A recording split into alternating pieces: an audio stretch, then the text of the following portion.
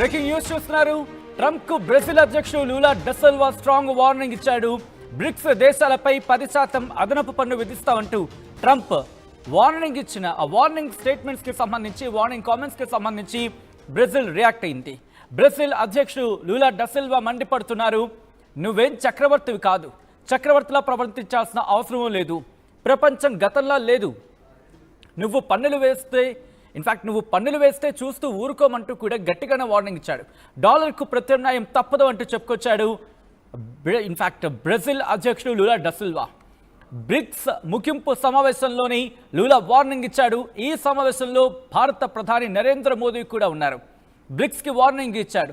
Bricks దేశాలు ఏవైనా అమెరికాకు వ్యతిరేకంగా కార్యకలాపాలకు దిగితే, అమెరికాకు నష్టం చేకూర్చేలేమైనా ప్రయత్నం చేస్తే కనుక గట్టిగా పన్ను విధిస్తా, ఉన్న పన్నులకు 10% ఎక్స్ట్రా పన్నులు విధించడం జరుగుతుందంటూ ట్రంప్ వార్నింగ్ ఇచ్చాడు. ఈ నేపథ్యంలోని స్ట్రాంగ్ కౌంటర్ ఇచ్చింది బ్రెజిల్. మీకు గుర్తుందా, గతంలో కూడా మరీ ముఖ్యంగా ఈ ప్రతిపాదన తీసుకొచ్చింది. డాలర్కు ప్రత్యామ్నాయ కరెన్సీ ఉండాలనే అంశానికి సంబంధించి సబ్జెక్ట్ టు ద కరెక్షన్ అప్పుడు కూడా బ్రెజిలే తెర మీదకి తీసుకొచ్చింది అనుకుంటా, లూలా డా సిల్వాని అనుకుంటా. అప్పుడు కూడా ఈ ప్రతిపాదన తెర మీద తీసుకొచ్చిన తర్వాత బలం చేకూరింది.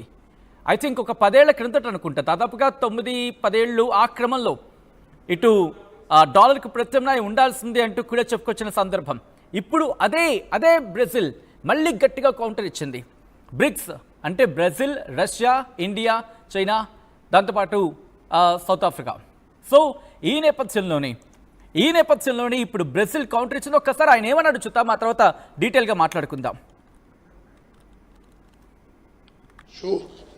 Que eu deveria comentar, porque eu não acho uma coisa muito responsável e séria um presidente da República de um país do tamanho dos Estados Unidos ficar ameaçando o mundo através da internet. Não é correto. Ele precisa saber que o mundo mudou. Sabe? Nós não queremos imperador. Nós somos países soberanos. Se ele achar que ele pode taxar, os países têm o direito de taxar também. Existe a lei da reciprocidade. Eu acho muito equivocado e muito irresponsável um presidente ficar ameaçando os outros em redes digitais. Nem acho que eu deveria comentar, porque eu não acho uma coisa muito responsável e séria um presidente da República de um país do tamanho dos Estados Unidos ficar ameaçando o mundo através da internet. Não é correto. Ele precisa saber que o mundo mudou. Nós não queremos imperador. Nós somos países soberanos.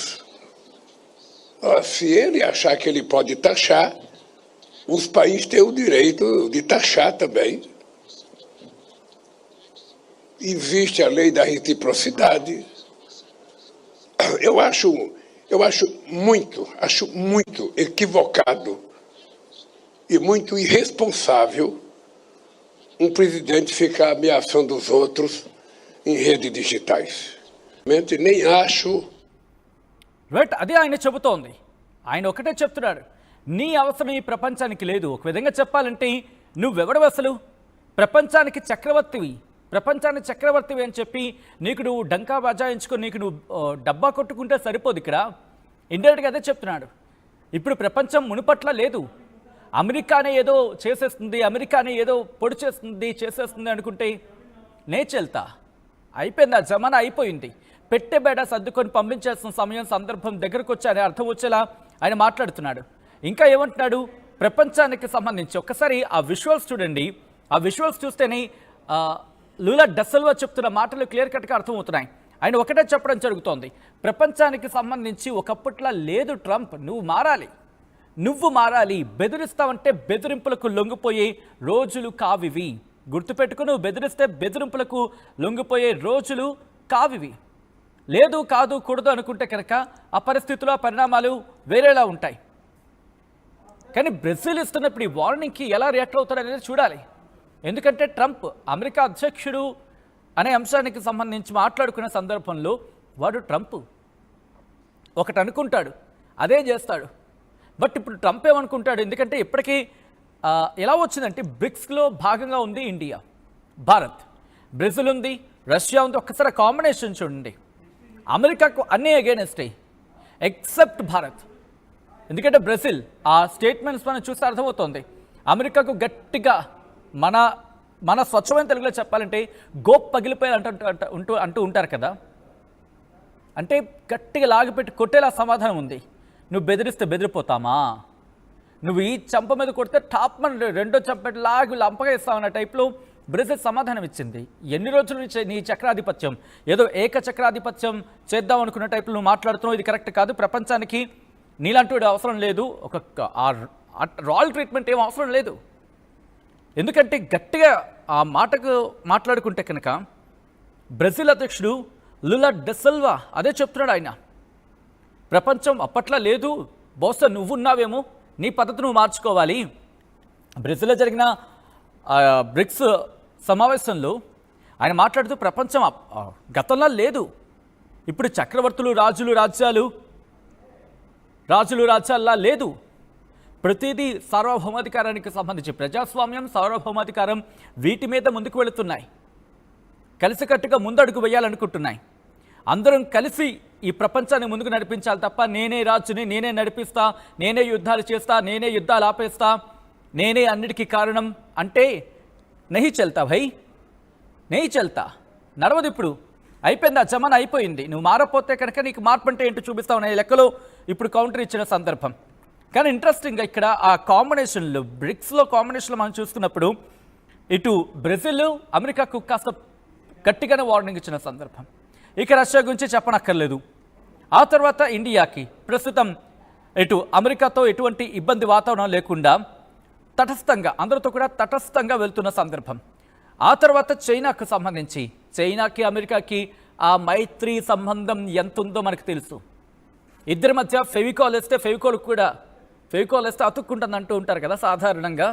అంటే దాన్ని ఏమంటారు, ఆ గాఢత విషయం కావచ్చు, లేకపోతే అతుక్కోవడం విషయంలో, అంటే అంత స్ట్రాంగ్ బాండింగ్ మాట్లాడుకుంటూ ఉంటారు కదా. సో వీళ్ళ బాండింగ్కి సంబంధించి వర్ణనాతీతం అని చెప్పుకోవాలి. అంత చాలా సఖ్యతగా ఉంటూ ఉంటారు చైనా, అమెరికా. సో ఆ తర్వాత సౌత్ ఆఫ్రికా, మొన్న సౌత్ ఆఫ్రికా అధ్యక్షుడికి జరిగిన రాయల్ ట్రీట్మెంట్తో వాళ్ళకి తెలిసి వచ్చింది ట్రంప్ ఎలాంటి వాడు అనేది. సో అందరూ ప్రస్తుతం ట్రంప్ మీద ఆగ్రహంతో ఉన్నవాళ్ళే. ఆ బ్రిక్స్ సమావేశానికి సంబంధించి ఒక విధంగా చెప్పాలంటే ట్రంప్ మీద ఒక యుద్ధాన్ని ప్రకటించిన సందర్భం లాంటి మాటలు అవి. ఇంకా అక్కడి నుంచి కట్ చేస్తే ఇంకేమన్నాడంటే, సోషల్ మీడియాకి సంబంధించి అగ్రరాజ్యానికి అధ్యక్షుడైన ట్రంప్ సుంకాల గురించి సోషల్ మీడియాలో బెదిరించడం ఇది ఎంతవరకు కరెక్ట్ అంటూ ప్రశ్నిస్తున్నారు ఆయన. ఇతర దేశాలతో మాట్లాడేందుకు చాలా వేదికలు ఉన్నాయి, ఆ వేదికల మీద మాట్లాడచ్చు. సోషల్ మీడియా వేదికగా బెదిరిస్తే బెదిరిపోయే లెక్కలు కావివని చెప్పిన తర్వాత ఇంట్రెస్టింగ్గా ఏవైతే సుంకాలంటూ బెదిరిస్తున్నాడో ఆ సుంకాలను కూడా వాయిదా వేసుకుంటూ వెళ్తున్నాడు. ఇప్పుడు యాక్చువల్ ఇంప్లిమెంట్ కావాలి, దీన్ని ఆగస్ట్కి పోస్ట్పోన్ చేసుకున్నాడు. సో ట్రంప్ అనేవాడు భయపడుతున్నాడు, లిటరల్గా భయపడుతున్న పరిస్థితి ఉందనే చెప్పుకోవాలి.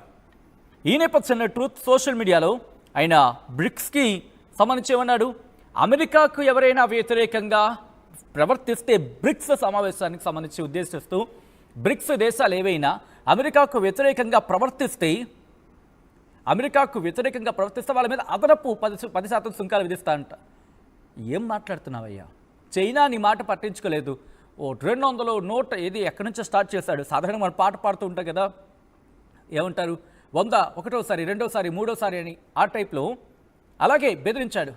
100, 115, 125, 145, 150, 175, 200 ఆ సుంకాలు అలా వెళ్ళిపోతున్న క్రమంలో చైనా పట్టించుకోలేదు. చైనా పట్టించుకోకపోతే ఏం చేశాడు? ఒక విధంగా చెప్పాలంటే మళ్ళీ కాళ్ళ బేరం అనేంత పెద్ద పదం వాడను, కానీ బహుశా నార్మల్ స్థితికి వచ్చేందుకు, అంటే సాధారణ స్థితికి వచ్చేందుకు మళ్ళీ మైత్రి సంబంధం అనే ఒక అంశం లాంటిది ఏదో తెర మీద తీసుకొచ్చి దాని ఏదో మళ్ళీ కలిపే ప్రయత్నం ఏదో చేశాడు ట్రంప్. సో ఇక్కడ అదే పాయింట్ ఇండైరెక్ట్గా కోట్ చేస్తున్నాడు బ్రెజిల్ అధ్యక్షుడు లూలా డా సిల్వా.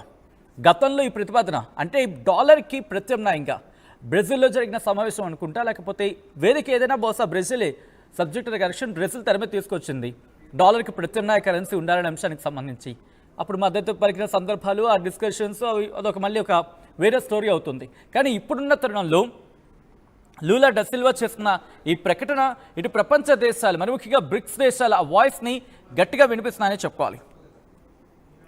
సో ఈ నేపథ్యంలో దేశాలు బలపడుతున్నాయి. ట్రంప్ తన పనితో తాను చూసుకుంటే బాగుంటుంది, ఒకవేళ కాదు కూడదని చెప్పి